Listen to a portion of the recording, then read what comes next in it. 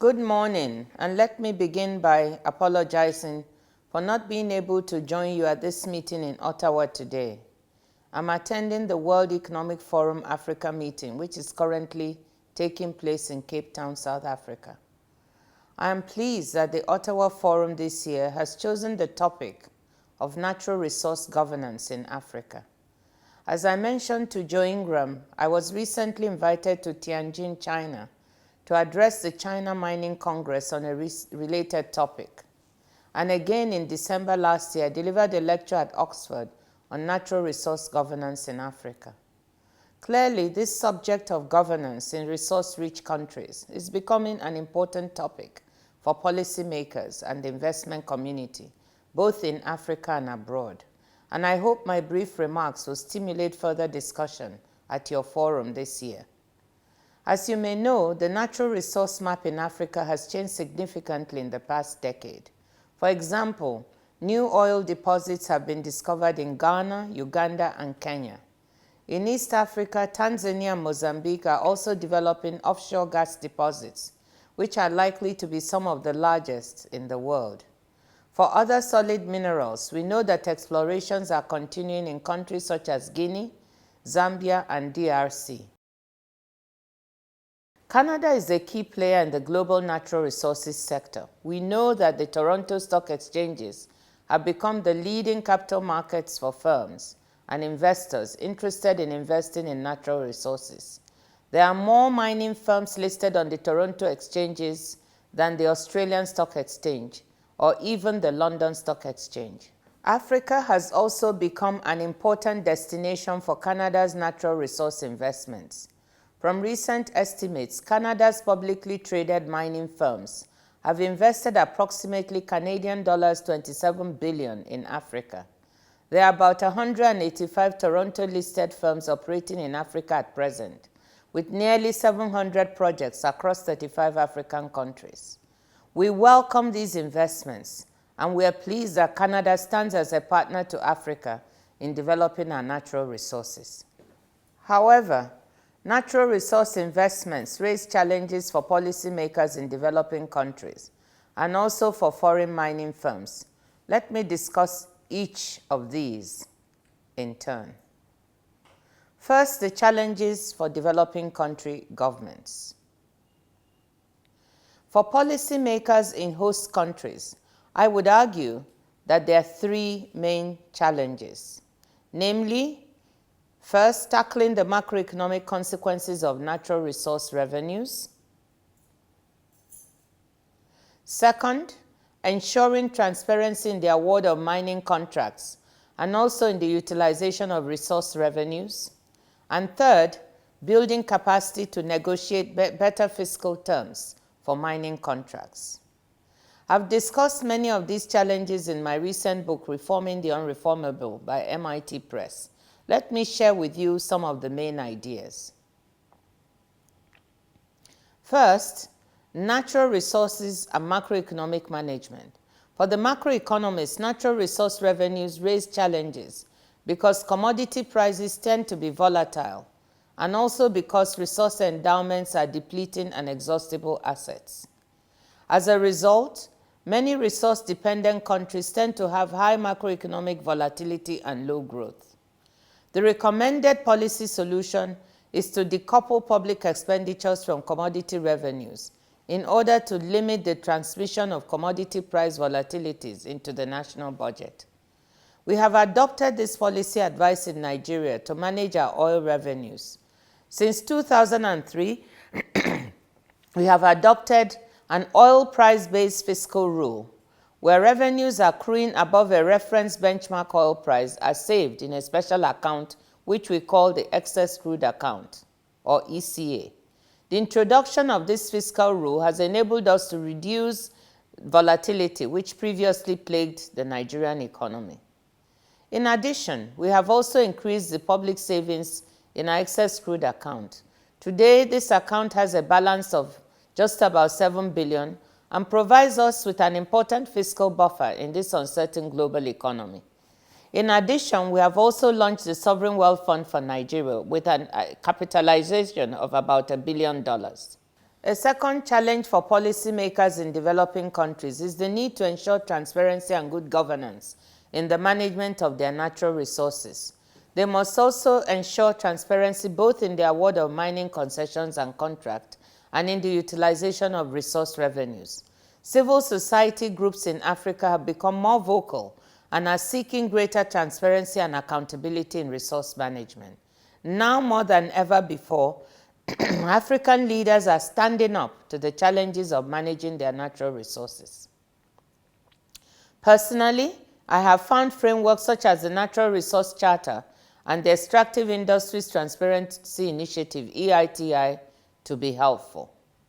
As you may know, the Natural Resource Charter, which developed by Professor Paul Collier and his colleagues, provides for 12 principles which encompass the key economic and social dimensions of natural resource exploitation. I believe that by working through this framework, governments, businesses, and civil society in resource-dependent economies can engage more actively with the challenges of natural resource extraction. We have some initial benchmarking work by a panel of experts which applies the Natural Resource Charter framework to Nigeria. In Nigeria, we have also made some progress in developing institutions to manage our oil revenues, although this remains a constant challenge. During my previous tenure as Minister of Finance in 2003 to 2006, we made progress in introducing institutions such as the NEITI to improve the audits of Nigeria's hydrocarbon reserves and financial flows. Today, 20 African countries have signed on to these principles. Investors and mining firms also benefit from the EITI guidelines on how to conduct transactions transparently and legally. At this point, let me add my voice to the recent letter by Joe Clark, Lord Brown, and Jeff Sachs in entreating Canada to commit to mandatory disclosure rules for Canadian natural resource companies. Prime Minister Harper, this would be a great opportunity for you and your administration to make a big difference in this area. In Nigeria, we have also introduced the practice of publishing monthly revenues distributed from our government coffers to the federal, state, and local governments. These publications have quickly become what we call a boring bestseller, and they have provided factual evidence for civil society groups to challenge their elected leaders on the use of public revenues. Finally, the third challenge for developing countries arises in the negotiation of fiscal terms for mining contracts. In many instances, there tends to be wide information asymmetries between foreign contractor firms and host government officials, so that contract negotiations tend to be on an uneven playing field. Developing country governments would be well advised to invest more in building technical capacities, improving their negotiation skills, and researching international best practice before signing off on agreements. Now, let me switch to the second part of my talk and discuss some of the challenges for foreign firms operating in Africa's extractive sectors. How should they think about their engagement with the host governments and their host communities? I think this is a subject which Canadian investors and policymakers need to take seriously, given Canadian large investments in the mining sector in Africa and in other developing countries. There is also a brand Canada in the natural resources sector abroad, and I think the Canadian private sector and government must work hard to preserve this brand. Let me suggest 5 key principles which I believe can guide foreign firms in making smart and responsible investments in the natural resource sector in African countries. First, align your investment with host countries' development priorities. Basically, it is important for firms to ensure that their investments fit within the broader development agenda of their host countries. For many African countries today, job creation is the #1 concern of policymakers. There is a pending demographic bulge, and our youth are looking for apprenticeships and employment. So, in such a setting, if mining firms want to align with the host country's priorities, then they may consider employing local technicians and training them rather than bringing in foreign craftsmen to take these jobs. The second principle is to practice transparency. In this case, it is important for foreign firms to ensure transparency in the negotiation of their mining contracts. For example, the recent practice of exchanging natural resource licenses for infrastructure projects is inherently difficult to evaluate and will thus be perceived as non-transparent. We will only generate hostility from local communities if contract negotiations by foreign firms are believed to be mired in secrecy. There are also several instances when foreign firms collude with corrupt local officials in African countries to win lucrative mining licenses or related contracts. The era of foreign businessmen carrying briefcases and bribing local officials for lucrative contracts in African countries, be it Nigeria, DRC, Guinea, or elsewhere, must cease. In this regard, we welcome the Foreign Corrupt Practices Act of the USA and similar acts elsewhere designed to abolish bribery. My third principle is add value.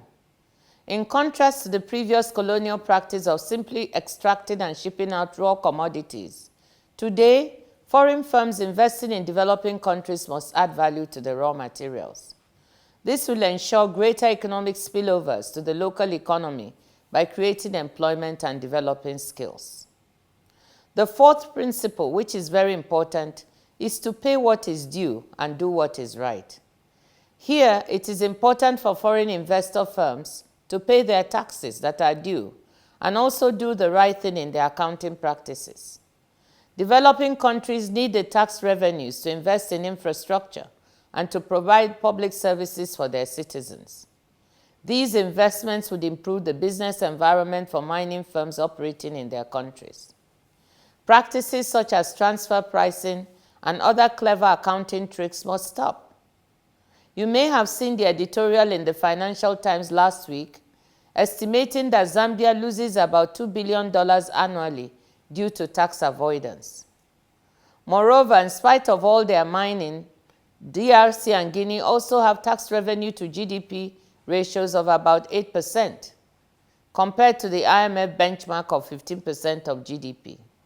We owe the people of all our countries much more.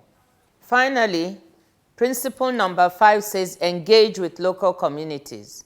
It is important for natural resource firms to engage more closely with their host communities by investing in social infrastructure such as schools, hospitals, and related services in these host communities.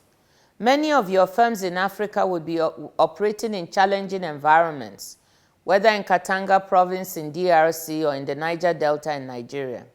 I would encourage you to take your CSR seriously. It is important that your host communities realize that you have a shared and vested interest in their economic development. You must also pay close attention to maintaining the environmental impacts of your activities at a level that is not damaging to these communities. In my own country, Nigeria, dysfunctional relationships between the local community and oil companies led to disruptions in operations in the Niger Delta. These disruptions cost the government treasury a lot of money and also cost the mining companies money. But it raises costs to mining firms also due to security concerns. So clearly, good CSR will remain important for good business. Let me now conclude.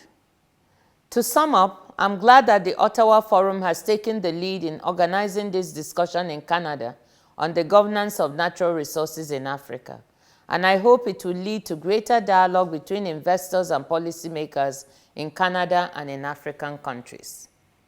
I believe the natural resource sector has great potential in contributing to Africa's economic development, but we must get the governance of the sector right, both on the government side and also the side of the mining firms. We policymakers in Africa must work hard to manage our resource revenues and also ensure transparency in the utilization of our revenues. For the mining firms, my advice is simply that you align your investments with countries' development priorities, practice transparency, add value to the country and its people, pay what is due and do what is right, and engage substantially with local communities. There is a proverb in my part of Nigeria which says, "Akanni kwa akekpe, akekpe akwa akanni, wancha di ocha." This means if the right hand washes the left hand and the left hand washes the right hand, both of them are clean. What I'm trying to say is that if mining companies engage with the African governments and their local communities, all will come out way ahead.